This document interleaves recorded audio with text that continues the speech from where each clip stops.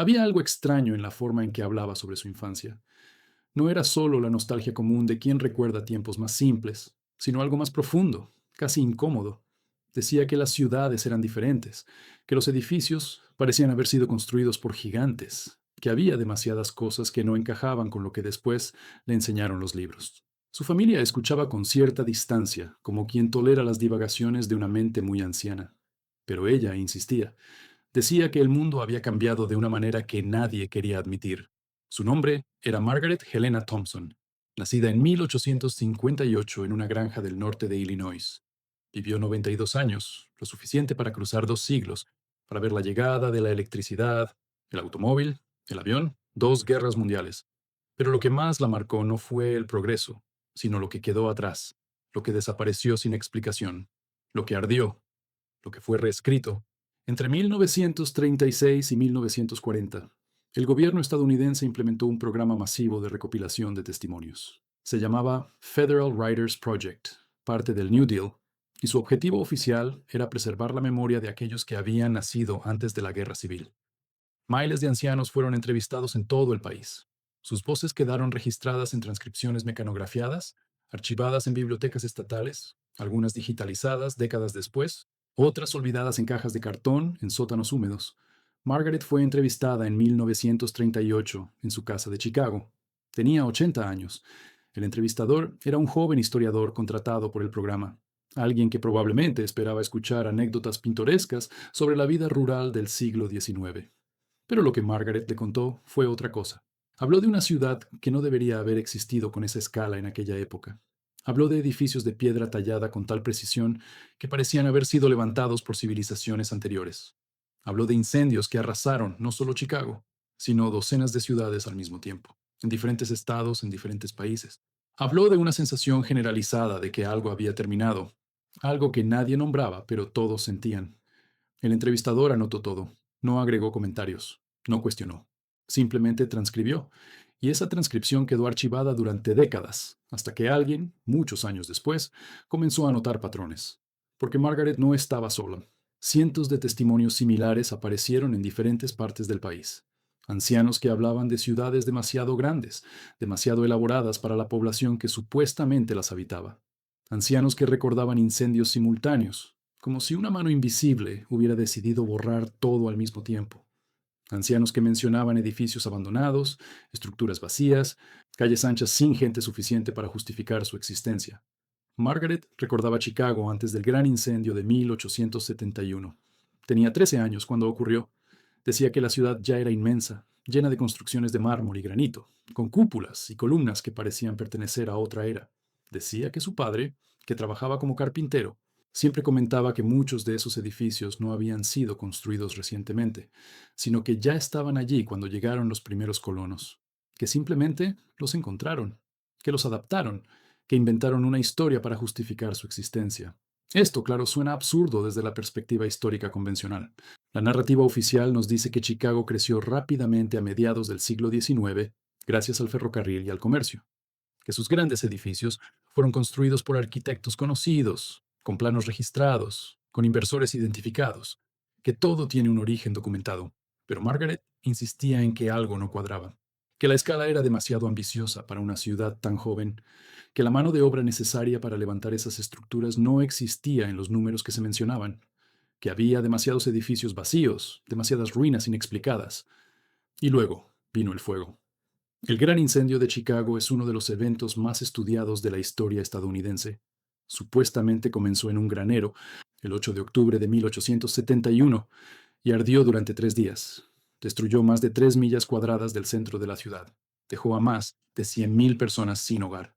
Más de 17.000 edificios quedaron reducidos a cenizas. La versión oficial dice que fue un accidente, causado por condiciones climáticas secas y construcciones de madera. Pero Margaret recordaba otra cosa. Recordaba que hubo otros incendios al mismo tiempo, no solo en Chicago, también en Peshtigo, Wisconsin, el mismo día, también en Holland y Manistee, Michigan, también en Port Huron, todos el mismo día, todos con una intensidad inusual, todos dejando ciudades enteras en ruinas. El incendio de Peshtigo, de hecho, fue mucho más mortífero que el de Chicago. Murieron entre 1.200 y 2.500 personas, pero casi nadie habla de él. Quedó eclipsado por el de Chicago, que era más visible, más simbólico, más útil para la narrativa del progreso, porque después del fuego, Chicago fue reconstruida rápidamente, demasiado rápidamente, según algunos. En menos de 3 años ya tenía edificios más grandes, más modernos, más imponentes, como si el fuego no hubiera sido una tragedia, sino una oportunidad, como si alguien hubiera estado esperando ese momento para borrar el pasado y comenzar de nuevo. Margaret también recordaba Boston. Otro incendio, en 1872, también en el centro de la ciudad, también destruyendo cientos de edificios. Y luego Baltimore, y Pittsburgh, y San Francisco, aunque ese vendría después, en 1906, con el terremoto como excusa perfecta. Siempre había una excusa, siempre había una explicación racional, pero cuando se ven todos esos eventos juntos, cuando se trazan en un mapa, cuando se comparan las fechas, algo empieza a resonar de manera extraña. Los testimonios recopilados por el Federal Writers Project no solo mencionaban incendios, también hablaban de exposiciones universales, de ferias mundiales, de construcciones temporales que parecían permanentes, de palacios de yeso que brillaban como mármol, de ciudades enteras levantadas en meses, solo para ser demolidas después.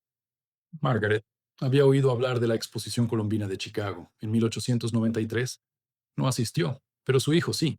Le contó que era como caminar en otra dimensión, que los edificios eran demasiado perfectos, demasiado blancos, demasiado simétricos, que parecían haber existido siempre, y que después de la feria casi todo fue destruido, incendiado, borrado. Esto tampoco es un secreto. La historia oficial reconoce que la mayoría de las estructuras de la Exposición Colombina fueron demolidas o incendiadas poco después de su clausura. Se dice que eran construcciones temporales, hechas de yeso y madera, no diseñadas para perdurar. Pero las fotografías muestran otra cosa. Muestran edificios de proporciones catedralicias, con detalles arquitectónicos complejos, con esculturas, fuentes, jardines. Muestran una ciudad completa, funcional, habitada por millones de visitantes. Y todo eso, supuestamente, fue levantado en menos de 2 años. Margaret no entendía cómo era posible, no desde el punto de vista técnico, sino desde el punto de vista humano.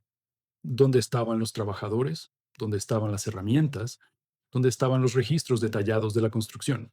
Porque si realmente se había levantado esa ciudad en tan poco tiempo, debería haber miles de fotografías del proceso. Debería haber documentación exhaustiva, pero lo que sobrevivió fueron principalmente imágenes del resultado final, como si la ciudad siempre hubiera estado allí, como si solo se hubiera redescubierto. Esto es, claro, especulación. No hay evidencia sólida de que las estructuras de las exposiciones universales fueran preexistentes. La narrativa oficial tiene sentido dentro de su propio marco, pero los testimonios de personas como Margaret plantean preguntas incómodas, preguntas sobre la coherencia de la historia que nos han contado, preguntas sobre la posibilidad de que algo haya sido omitido. No necesariamente algo conspirativo, sino simplemente algo que no encajaba con la narrativa del progreso. Margaret también hablaba de los ferrocarriles. Decía que ya estaban allí cuando era niña, que las vías atravesaban paisajes vacíos, conectando ciudades que parecían haber sido planificadas con antelación, que no había suficiente población para justificar esa red tan extensa, que su padre decía que los rieles eran más antiguos de lo que se admitía, que algunos tramos parecían haber sido construidos con una precisión imposible para la tecnología de la época. Esto también contradice la versión oficial. Se nos enseña que los ferrocarriles estadounidenses fueron construidos rápidamente durante el siglo XIX, financiados por varones industriales, construidos por inmigrantes chinos e irlandeses, que fue un logro del capitalismo y la ingeniería moderna. Pero Margaret insistía en que algo no cuadraba, que había demasiada infraestructura, demasiado pronto, que las ciudades parecían haber sido fundadas para conectarse a las vías, no al revés, y luego estaban los edificios abandonados. Margaret los recordaba por todas partes, estructuras vacías, sin uso aparente, con ventanas rotas y puertas selladas, edificios que nadie reclamaba, edificios que no aparecían en los registros oficiales, edificios que simplemente estaban allí, como si hubieran sido dejados por alguien que se fue demasiado rápido. Su familia no sabía qué hacer con esas historias. No sabían si creerle o si atribuirlo a la confusión de la vejez. Pero Margaret no parecía confundida. Hablaba con claridad, con detalles específicos, con coherencia interna. No inventaba dragones ni fantasmas. Solo describía un mundo que no encajaba completamente con el que le enseñaron después. Cuando murió, en 1950, dejó un pequeño diario manuscrito. Su nieta lo conservó durante décadas, sin leerlo realmente, hasta que un día, en los años 90, decidió revisarlo. Allí encontró más detalles, fechas, nombres, lugares, descripciones de edificios específicos que Margaret había visto en su juventud. Edificios que, según los registros oficiales, no deberían haber existido todavía, o que ya habían sido demolidos para esa época, aunque Margaret juraba haberlos visto en pie. La nieta comenzó a investigar. Buscó fotografías antiguas, comparó planos urbanísticos, consultó archivos municipales y encontró inconsistencias, pequeñas, pero suficientes. Edificios que aparecían en mapas de una época pero no tenían fecha de construcción registrada. Calles que existían antes de que hubiera población suficiente para justificarlas. Incendios que ocurrían con demasiada frecuencia, siempre en momentos estratégicos, siempre borrando secciones enteras de ciudades. Esto no prueba nada, claro. Las inconsistencias pueden explicarse de muchas maneras. La burocracia del siglo XIX era caótica. Muchos registros se perdieron, muchas fechas se confundieron. Pero cuando se acumulan cientos de testimonios similares, cuando se encuentran patrones en diferentes ciudades, en diferentes países, algo empieza a resonar. Margaret no era la única. En los archivos del Federal Writers Project hay otros. Un anciano de Boston que hablaba de edificios de granito que parecían anteriores a la fundación de la ciudad. Una mujer de San Francisco que recordaba estructuras que sobrevivieron al terremoto, pero fueron demolidas después sin explicación.